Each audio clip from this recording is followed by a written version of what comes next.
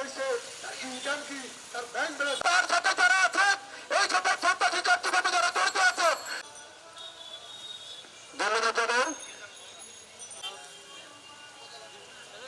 আজকে এই মানববন্ধনের সম্মানিত অনেকের উপস্থিতি বেশি থাকায় সকলকে হয়তো বক্তব্য দিতে পারবে না, এজন্য সংক্ষিপ্ত করার চেষ্টা করবেন।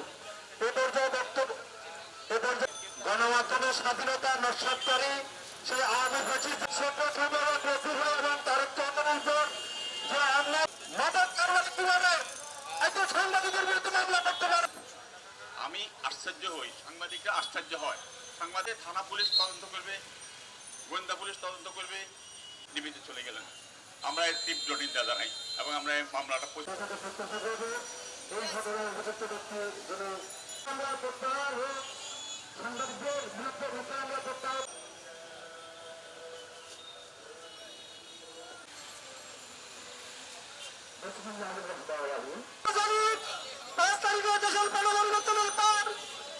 কে মামলা করেছে?